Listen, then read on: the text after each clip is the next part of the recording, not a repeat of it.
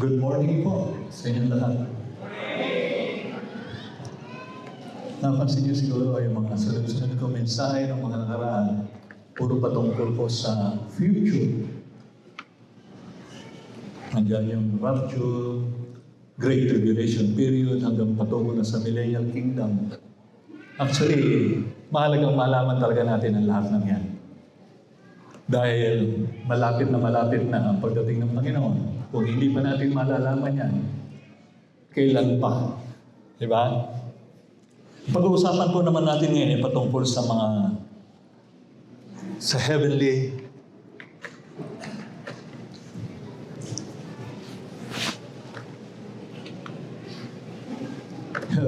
thinking.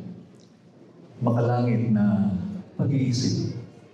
Sabi po, ang teksto po ay makikita natin dito sa Colossians 3, verse 1 and 2. If ye then be risen with Christ, seek those things which are above, where Christ sitteth on the right hand of God. Set your affection on things above, not on things on the earth. Medyo parang mas maganda kung sa Tagalog, kung kayo nga'y muling binuhay na kalakip ni Kristo, ay hanapin ninyo ang mga bagay na nasa itaas na kinaroroonan ni Kristo. Sabi niya rito, na nakaupo sa kanan ng Diyos, ilagak ninyo ang inyong pag-iisip sa mga bagay na nasa itaas, huwag sa mga bagay na nasa ibabaw ng lupa.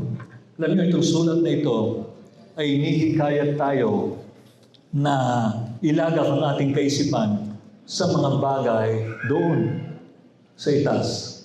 Okay? Kaysa sa mga earthly concerns. At normal yan kasi ang mga earthly concerns, yan talaga ang normal na kinabubuhay natin. Nandito kasi tayo sa lupa. At ang nais ni Pablo ay ilagak doon natin ito at mamuhay ayon sa ating bagong identity kay Kristo. Ang sumulat po nito ng Colossians ay si Apostol Pablo. Isinulat ito AD 60 to 62. No? At isinulat po niya ito habang siya ay nakakulong sa Roma. At sinulatan niya itong iglesia sa Colossus. No? Ito po yung Colossus, ito po yung modern day Turkey. Ito po ay sinulat upang labanan ang mga maling turo dito sa Colossus. Kasi po nagkaroon ng mix na turo dyan, yung mysticism at yung legalism. Kaya ito pong mga maling turo nito ay nagbabantang bawasan ng mataas na otoridad ni Jesus Christ. Kaya dito sa Colossus, pinakita niya kung sino nga ba itong Kristo na ito. Sabi pa nga po sa Colossians 1:15 and 16, siya raw yung creator. Siya ang lumikha ng lahat ng bagay. At dito po makikita natin sa chapter 1 at chapter 2, nakafocus na matindi patungkol po sa theology at sa pagka-Diyos ni Jesus. Ang sulat na yan, chapter 1 and chapter 2. Pagdating ng chapter 3, ito naman po ay nag-shift ng buo sa practical application. At pagdating naman po sa chapter 4, yan po yung mga patungkol sa household living, mga rules.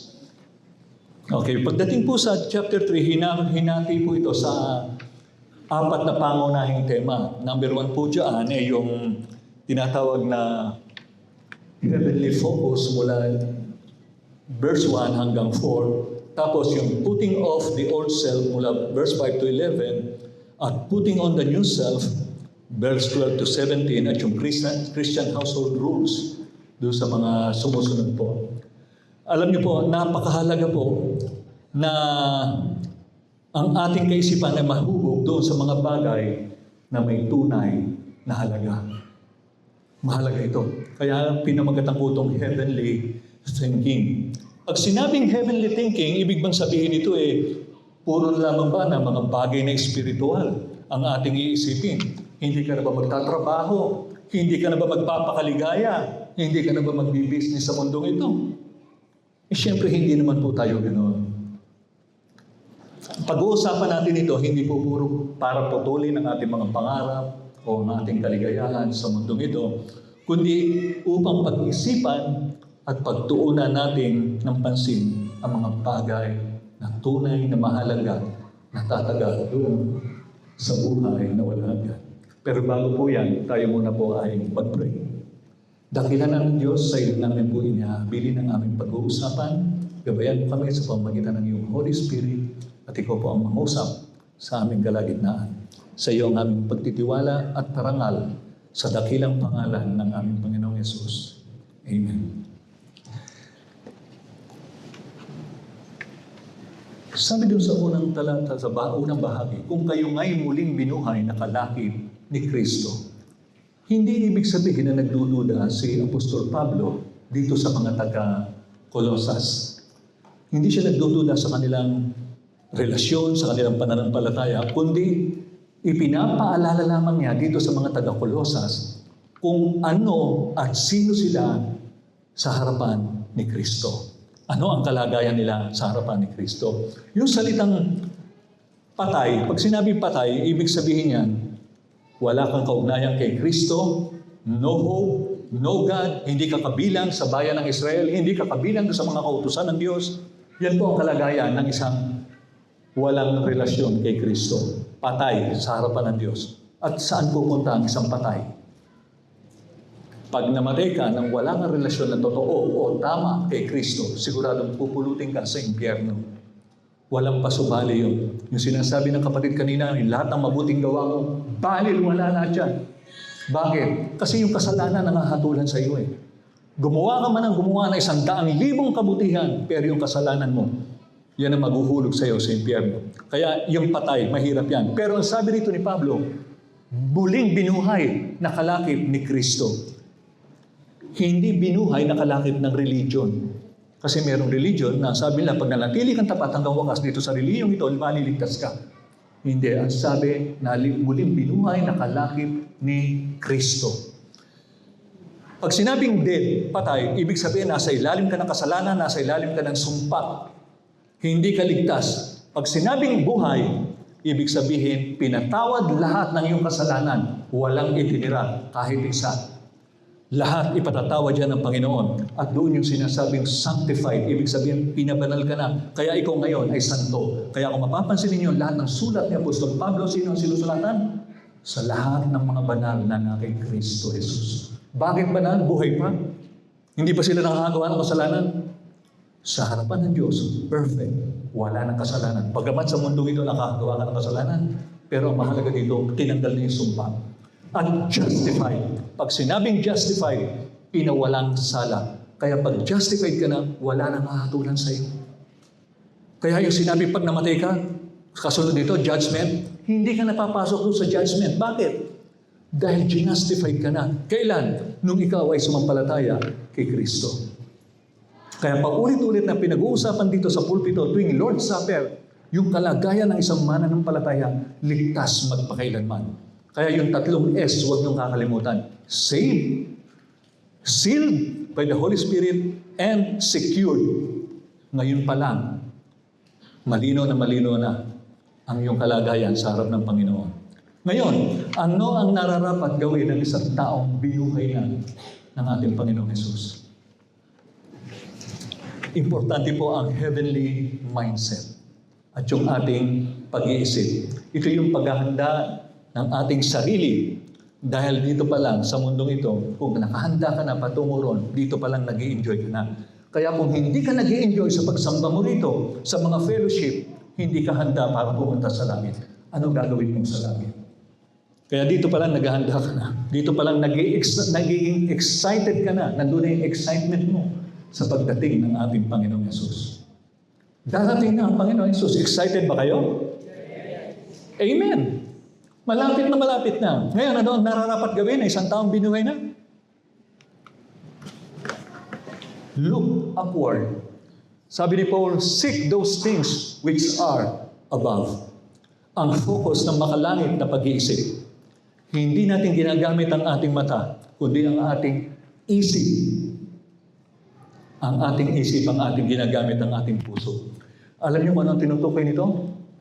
Priorities.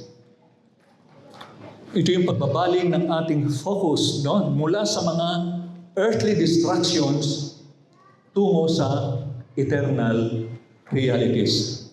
Alam niyo, kung saan nakatuon ang ating pag-iisip, doon ka kasi iuhubog niya, diyan ka iuulma. Ngayon, bakit kailangan natin mag-focus upward? Kasi nga po,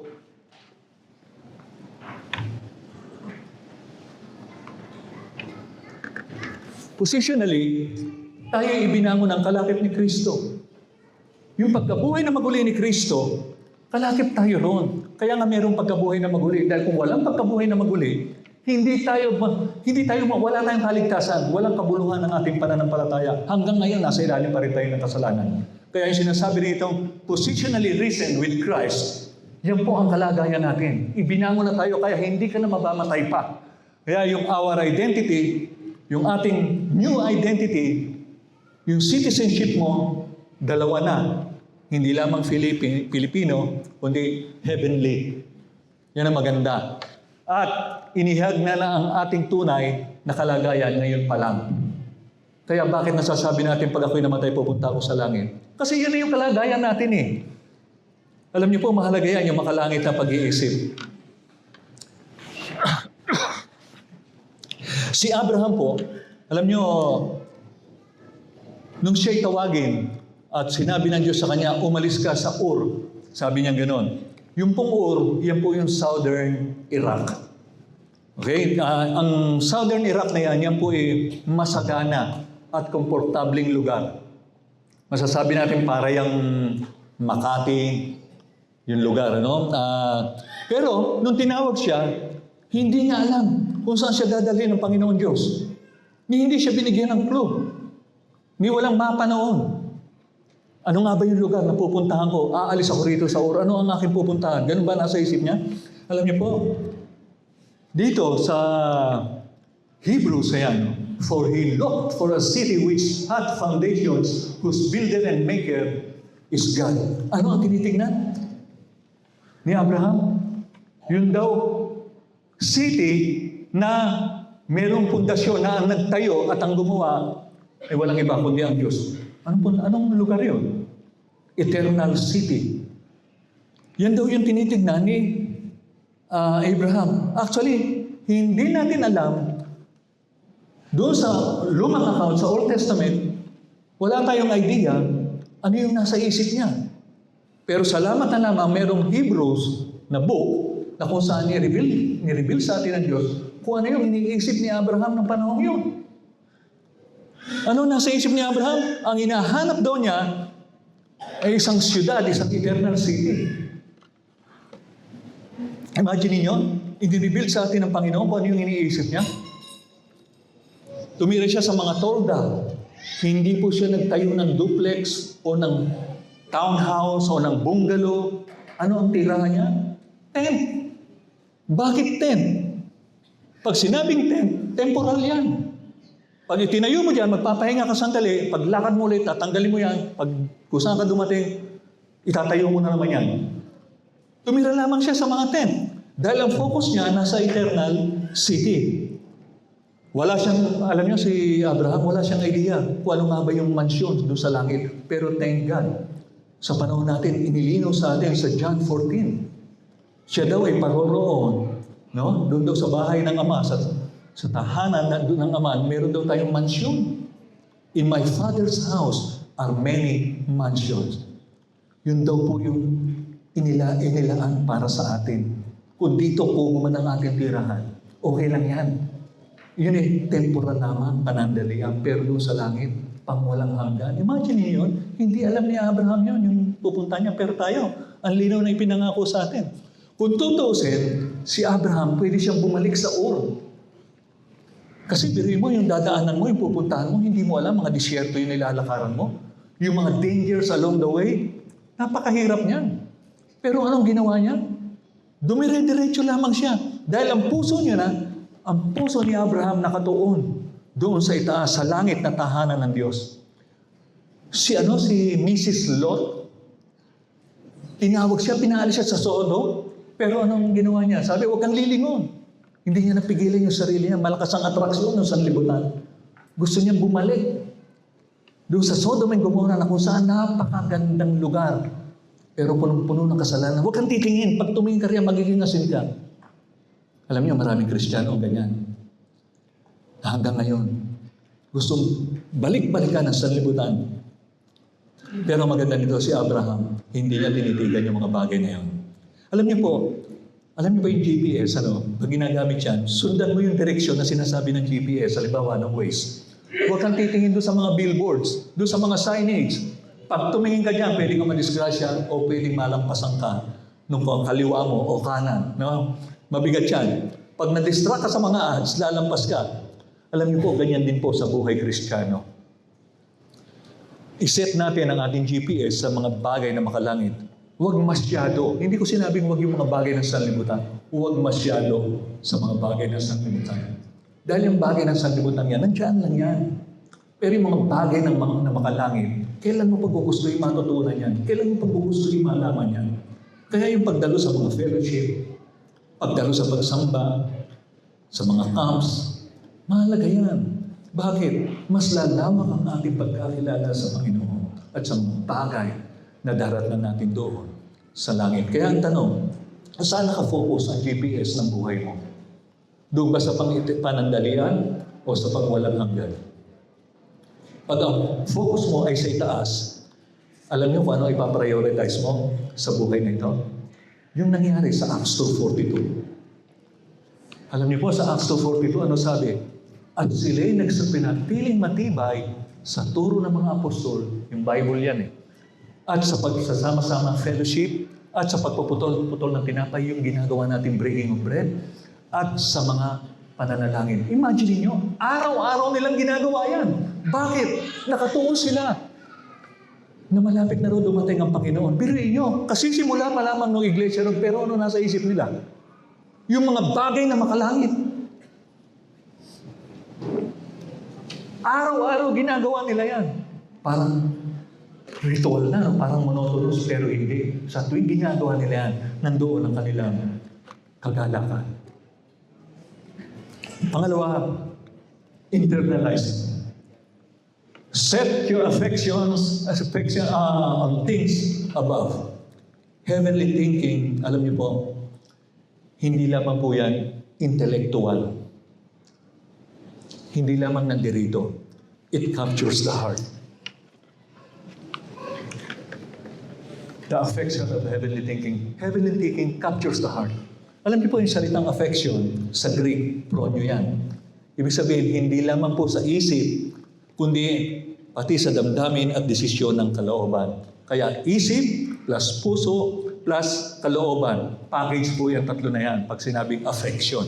Nalalaman, isip, nararamdaman sa puso, at isinasabuhay mo. Kailangan ang puso at ang kaisipan ay naka-align patungo sa langit. Hindi hati. Isip at puso. Nakatuon sa langit. Kaya nga po sa Matthew 6:21, ano ang sinasabi? For where your treasure is, there will your heart be also. Kung saan nakafocus ang iyong puso sa mga bagay na makasanlibutan, diyan mafocus ang iyong tunay na kayamanan. At kapag diyan ang iyong focus, mahahati sa Panginoon. Ayaw ng Panginoon na may kahati. Kaya kailangan natin daily, deliberate choice. Iset down natin ang ating affection, yung ating isipan at puso. Ito po ay isang utos. Hindi po yan pakiusap. Utos sa atin. Alam niyo po si Moses, alam niyo po siya ay lumaki sa palasyo ng Egypt. At si Moses po, siya ang susunod na hari. Kaya nga po kung maalala niyo yung pelikulang Prince of Egypt, siya na yung magiging pero sa panahon na yon. Meron siyang isang kapatid pero siya ang susunod na. Biruin nyo, lumaki sa layaw, lumaki sa ginhawa, sa silver spoon, ika nga, no? Pero ano sabi? Nang lumaki si Moises, ay tumanggi siyang tawaging anak na babae ni Faraon. Imagine niyo, tatanggihan mo yon. Ano ang i-deny mo riyan? Kayamanan, kaaliwan, kasaganaan sa buhay, kalakasan. Biruin mo yan. I-deny mo lahat yan sa buhay mo. Mabigat yan, yung inisip niyong ginawa ni Moses na yan. At tapos ano ginawa niya sa 25? Na pinili pa ang siya'y tampalasanin na kasama ng bayan ng Diyos kaysa magtamo na nagsisikupas na kaligayahan sa pagkakasala. Anong ginawa niya? Tinimbang niya yung temporal at yung eternal. Inisip niya, ano kaya mas mahalaga dito? Yung panandalian? Oo, masaya ako ngayon. Pero kasino na yung buhay ko? Ilang taon na siya yan? Yung mga panahon yan, palagay ko nasa 40 years old na siya yan. Gaano na lang itatagal niya sa buhay, no? Pero mas tinimbang niya kung ano yung mas mahalaga. Kaya nga pagdating po rito sa 26 na inaring malaking kayamanan ng kadustaan ni Kristo kaysa mga kayamanan ng Ehipto sapagkat ang kanyang tinititigan ay ang gantimpalang kabayaran. Naisip niyo yung Kristo, yung kadustaan ni Kristo. Palagay ko may idea siya. Palagay ko yung Isaiah, magamat hindi pa malino si Jesus Christ sa panahon ito, pero merong ipinahiwatig sa kanya. Kumbaga, in-reveal lang sa ito sa atin ng Hebrews. Kasi sa Old Testament, hindi natin ito mababasa, pero dito sa Hebrews, ipinakikita sa atin na yung pinili ni Moses na kayamanang tunay, yung panglangit, yun daw yung pinakamahalaga sa kanyang buhay. Kaya anong ginawa niya? Nung ipinagtanggol niya yung isang Hebreo, pinatay niya. Yung Egyptian. At ano nangyari simula noon? Hanggang sa siya hinanting na, naging wanted na siya, number 1 enemy ng Egypt. Nagpakalayo-layo na siya. Pero maganda nito, ang affection niya, yung kanyang puso ay nakaset sa God's purposes. Yung mga layunin ng Diyos sa kanya, ipinamulat sa kanyang ina na siya ay isang Hebreo na bayan ng Diyos. Dito, natuon na ang kanyang pag-iisip doon. Alam niyo, napakahalaga na kung saan natin itinutuon ang ating puso. Yan yung pagtutuunan natin ng pansin. Sa Facebook, madalas nag-heart tayo kapag yung mga bagay na gustong-gusto natin. Di ba? Pag nagustuhan mo yung post, i-heart mo kaagad. Ang tanong, ano ang mas mahalaga sa iyo? Ang kasiyahan ngayon o ang gantimpalang nakalaan sa iyo? Pag ang iyong pag-iisip ay tinuon mo sa spiritual na mga katotohanan at isinapuso mo, in-internalize mo yan, ang pananaw mo sa buhay ay mababago. Kaya kailangan natin ibaling ang ating focus. Kaya alam niyo bakit ko ni-request kay Wayne na kantahin niya yung one day at a time. Mahirap ipamuhay yan. Yung one day at a time, parang isang kahig, isang tuka. Ganun ba yun? Ibig sabihin lang yan, makontento ka. Huwag ka na masyado maghagad pa ng mga bagay na lilipas din. Na kung tutusin, iiwanan mo na lang. Yung sabi nga nila kapatid short time goals. Hindi na yung mga long term. Hindi ka na magbi-business para isipin mo 20 years ahead, 30 years. Paghahandaan mo pa. Maraming tao ang ganyan. Pinaghahandaan nila yung mga bagay na para sa mga panahon pandarating. Ang mahalaga ngayon, yung one day at a time. Bakit? Kasi malapit nang dumating ang Panginoon. At pag ginawa mo yan, ano ang unang-una mong mararamdaman? Joy. Mababawasan ang worry, ang fear. Dahil the more na nag-accumulate ka ng mga bagay na sanlibutan na yan, pera, trabaho, kaligayahan, walang katapusan yan, mga kapatid. Mapupuno ka ng kabalisahan at ng takot.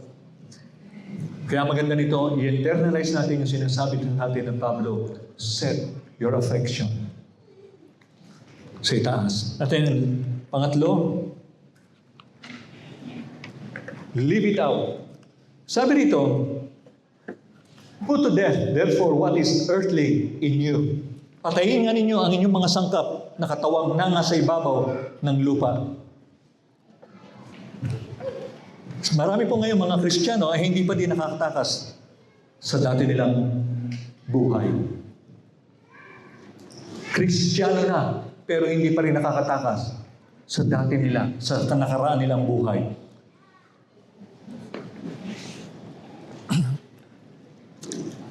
alam niyo po, habang tayo ay nabubuhay pa, itong laman na ito, yung sinful nature, nandiyan yan yung flesh. Yung sinabing, therefore, if anyone is in Christ, he is a new creation, the old has gone, the new has come. Yung old, hindi po yan yung, ito po yan yung old nature na hindi po yan nawawala. Ang nawala lamang yung ipinatawad na sa iyo ng Panginoon. Pero yung laman natin, yung sinful nature, hanggang ngayon nandito pa yan eh. Hindi natin matatakasan yan. Pero dito, sinasabi niya, kung kayo'y muling binuhay na kalakip ni Kristo, dapat wala na yan. Kaya nga sabi niya, turn off. Sabi niya, sa Tagalog, patayin nga ninyo ang inyong mga sangkap ng katawang nasa ibabaw ng lupa, pakikiapid, karumihan, masamang pita, masasamang nasa at kasakiman na ipagsamba sa mga Diyos-Diyosan. Sabi ni Pablo, patayin nga ninyo. Turn off the old life. Number 1, yung sexual immorality, pakikiapid. Any sexual activity na labas sa design ng Diyos. Halimbawa, di ba, babae at lalaki, yan ang tamang ano eh. Pero yung lalaki sa lalaki, hindi po yan ang design ng Panginoon. At alam nyo, kalaki po rito, yung sexual immorality, yung pagdating sa fornication. Ang fornication, yan po yung sexual activity ng walang asawa.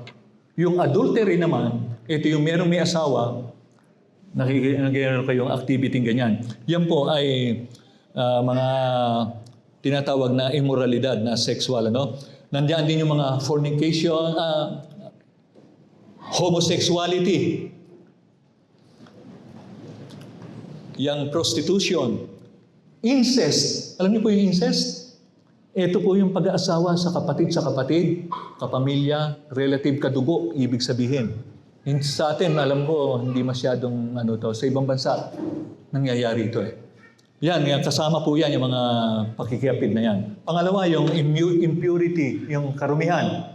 Yan po yung polluted mind, moral uncleanness in a broader sense. Polluted, akala ko ang pollution sa mga kalsada lang eh. Pati pala ang utak na po pollute. Pati yung lifestyle.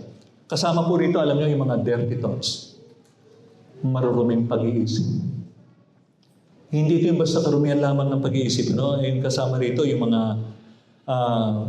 pag-iisip na pag nakakita ka na medyo nakashort, lalo pa ngayon, pangkaraniwan na, naglalakad sa kalsada, yung mga cleavage, pambihirang yan.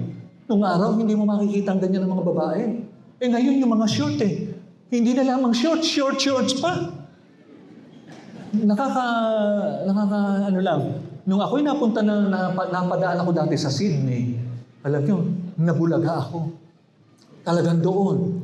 Labas na yung tiyan, labas pa yung cleavage, wala pang bra, nakashort pa. Sabi ko, pambihira, pinalo pa ang LA, ang New York. Alam nyo, minsan hindi mo maiiwasan na magkaroon ka ng dirty thoughts, di ba? Tapos yung sinatawag na dirty dancing, usong-uso sa TikTok.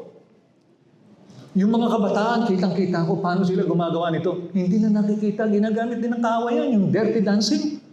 Alam niyo ba kung ano yung dirty dancing? Yung mga nagigiling-giling dyan, pinipicture. Kayo na po makakakita niyan. Bakit masama yun? Kasi merong dating sa mata ng tao na hindi maganda. Kaya sa isang Kristiyano, mahalaga na maiwasan ito kung tutuusin. Yung impurity, yung kasalaulaan, kababuyan, di ba? Sa pananalita. Yung mga green jokes, mga ganyan, yung mga pornography na yan, mga commercial sex, child exploitation, marami po yan. Ito po yung moral corruption that surrounds sexual sin. Pangatlo, yung passion, yung masasamang pita. Yung nag-aalab na desire that overpowers reason. Ito po yung uncontrolled, shameful lust. Hindi mapigilan. Nakakahiya kung tutusin sa mata ng Diyos. Nag-aalab na desire na walang pakialam sa katotohanan. Emosyon ito na itinutulak ka patungo sa kasalanan. Hindi lamang po ito tukso. Hindi lamang basta tukso yan, kundi isang matinding pagnanasa dahil sa kaiisip mo. Kaya bakit mahalaga yung heavenly thinking? Para maiwasan mo itong mga bagay na ito. Pang-apat, yung evil desire, masasamang nasa. An intense craving for forbidden things. Matinding paghahangad sa mga bagay na ipinagbabawal. Pagnanais sa mga bagay na sinabi ng Diyos na huwag gagawin. Dito sa EDSA, madalas kong makita noon, bawal tumawid, nakalagay, nakamamatay. Pero tingnan niyo yung mga tao. Tawid pa rin ang tawid. Di ba? Nagulat ako lalo na sa Commonwealth. Killer highway yan. Biri mo, tatawirin mo yung haba na ilang lanes yun, 7 lanes yata yun. Tatawirin mo yun, pero merong nag-a-attempt na tumawid. Napakadelikado, di ba? Ang tao ganyan eh. Kung ano yung bawal, siyang ginagawa. Kaya nga yung kasabihan nila nung bata ako, sabi niya, si Miguel, habang pinipigil, lalong nanggigigil. Alam niyo po, ito yung natatagong hangarin sa likod ng masidhing pagnanasa. Isang puso na mas gustong piliin gawin ay kasamaan. Panglima dyan, yung covetousness, yung kasakiman. Hindi lamang po yan yung kasakiman, kundi pati katakawan. Magkasama po yung dalawa na ito yung paghahangad na hindi nakukontento. Mga pag-aari, meron ng pag-aari, gusto, dumami pa ng dumami, kalayawan, kapangyarihan, kaya maraming atat na atat na maupo. Di ba? Hinahangad nila yan kasi may pere. So makikita natin dito, yung gumawa ko ng mga maliit na making diagram. Ayan, nakikita nyo yung progression. Sexual immorality, yan yung act, yung gawa. Impurity, yan yung lifestyle, yung atmosphere. Passion, yan yung nagbabaga ng damdaming. Evil desire, yung craving heart, covetousness, ito yung idolatrous root. Imagine niyo, mula sa fruit, dinala niya sa root. Pinakita ni Pablo sa atin. Ayon kay Pablo, ito po ay idolatry. Nasabi niya nga na iyay pagsamba sa mga Diyos-Diyosan. Bakit idolatry? Kasi inuuna ang pagnanasa kaysa Diyos. Ang ugat ng kasalanan, ang pusong sumasamba sa sarili at sampitan ng laman sa halip na sa Diyos. Kaya nga po sabi sa Colossians 3:6, ako nailagay ko ba? Ayan, ito sa bandang na dahil sa mga bagay na iyan ay dumarating ang kagalitan ng Diyos sa mga anak ng pagsuway. Sabi po niyan, mga anak daw ng pagsuway. Bakit? Yung mga anak ng pagsuway rito, ito po yung mga unbelievers eh. Pero ang malungkot dito, marami pa rin mga Kristiyano ang nabubuhay dito. Yung iba, hindi nila ito matakasan. Nakakalungkot. Pero sana, wala nang ganito sa inyo ngayon. Bakit?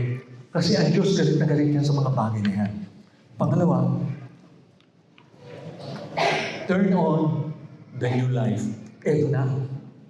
Dahil tayo mga Kristiyano na, sabi niya, dadapwat ngayon. Noon, yung buhay mo bilang unbeliever, yun yung ginagawa mo, mga pakikiapid, kasakiman. Pero ngayon, sabi niya, ay inyo namang layuan ang lahat ng mga ito. Ano yan? Galit, kapuotan, paghihinala, panunungayaw, mga salitang kahalay-halay na mula sa iyong bibig. Huwag kayong mga gugulaan sa isa't isa. Yamang hinubad na ninyo ang datihang pagkatao, pati ng kanyang mga gawa. Imagine niyo, from external panlabas na ginagawa natin, dinala niya ang idea patungkol sa internal. Dito marami ang nag-i-struggle.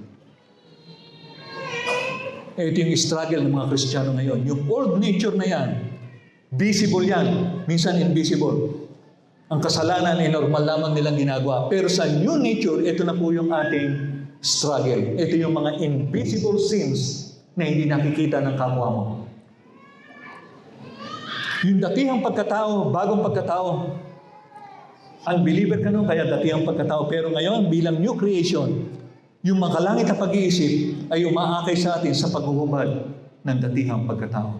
Kaya the more na ikaw ay nag-iisip ka ng mga bagay na mga espiritual, makalangit, mga salita ng Diyos, fellowship, lahat ng yan, unti-unti ibinabalik mo sa bago mo ngayong pagkatao ang mga katotohanan yan. Kaya nga sabi sa paghuhubad ng ating datihang pagkatao at pagsusuot ng bagong pagkatao. Ang tunay na makalangit na pag-iisip ay nagbubunga ng maka-Diyos na bumumuhay. Hindi po ito pagtakas sa realidad. Ito ay transformation mula sa luma patungo sa bago. Si Pablo, anong nasa isip niya? Yung present suffering, yung mga dinaranas niya, anong sabi niya? Ang inaasahan niya yung future glory. Yung present suffering, ano yung naranasan niya? Bugbog, kuyog, pinagbububog siya, nasiraan pa ng barko, muntik pang tuklawin ng ahas, nakakulong. And actually, dito habang sinusulat niya ito, nakakulong nga siya. Imagine niyo. Pero ang naging susi niya, ano ang naging sandata niya sa kanyang puso? Heavenly mindset gave strength to endure para matakasan niya, mapagtiisin niya yung mga dinaranas niya. Anong nasa isip niya? Yung mga bagay na future, yung future glory. Namuhay siya, daily looking toward eternity. Mabigat yan. Kaya nga sabi niya rito sa second, kaya't hindi kami nasisiraan ng loob kahit na humihina ang aming katawang lupa. Alam niya, pasira yung lupa, ang katawan niya yun, pwede siyang mamatay anytime. Patuloy namang pinalalakas ang aming espiritu araw-araw. Pwede ba lumakas basta-basta yun? Kung hindi ka babad? Sa mga fellowship, sa gawain, sa pag-iisip patungkol sa mga bagay na makalangit. Ang bahagya at panandali, ang kapigati, ang dinaranas namin ngayon na magbubunga ng kagalakang walang hanggan at walang katulad.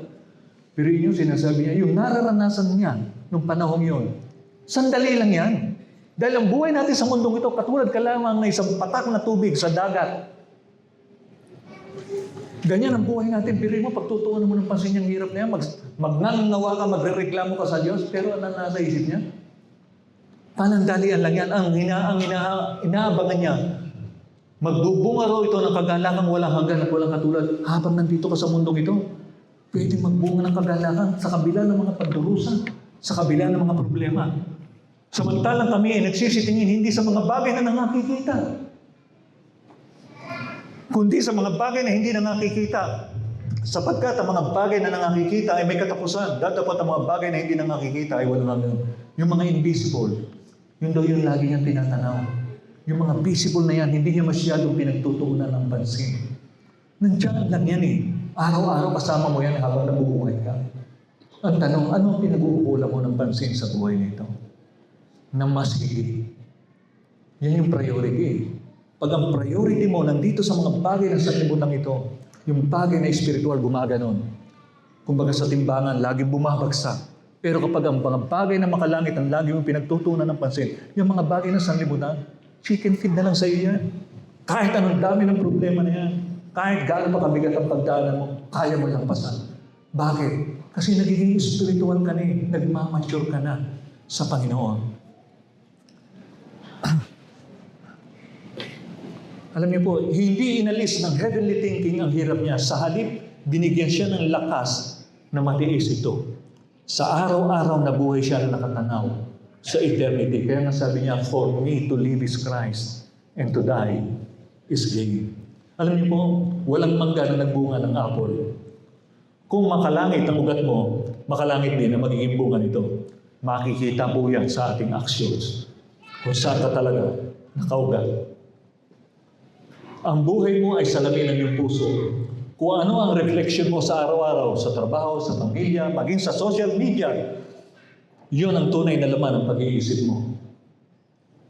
Kaya nga mga kapatid, ang makalangit na pag-iisip,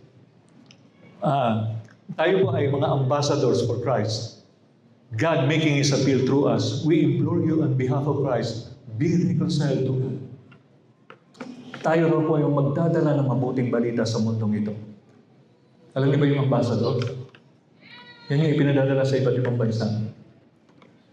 Para sa kanyang bansa, i-promote kung ano man ang problema.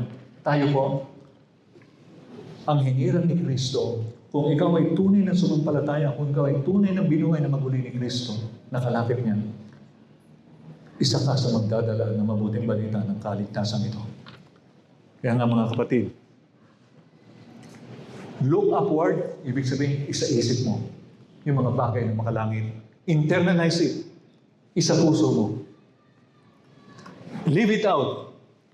Ipamuhay mo.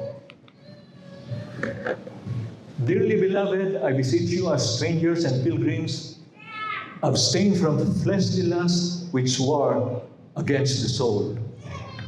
Tayo rin po ay mga strangers at mga manlalakbay na lamang sa sanlibutan ito. Dahil tayo ay mga mamamayanan ng langit, sabi nga po ni Apostol Pablo, sapagkat ang ating pagkamamamayan ay nasa langit. Mula doon ay hinihintay naman natin ang tagapagligtas, ang Panginoong Yesus. Iwasan daw natin yung dating pagkatao. Hindi tumuon tayo sa bagong pagkatao na meron na tayo. Ito na yung new identity natin. As ambassadors of Christ, mga kapatid, makikita nila ang bunga sa atin. Kaya nga mga kapatid, ang buhay Kristiyano ay parang smartphone. Yung focus mo, yung affection mo, yung fruit mo, mahalaga po yan. Kaya ngayon, bilang manlalakbay, hindi na po tayo taga rito sa mundong ito. Tayo ay mag-set na ng ating puso. Set your mind on things above, not as escape, but as power for faithful living today. Pagpalain po kayo ng Panginoon.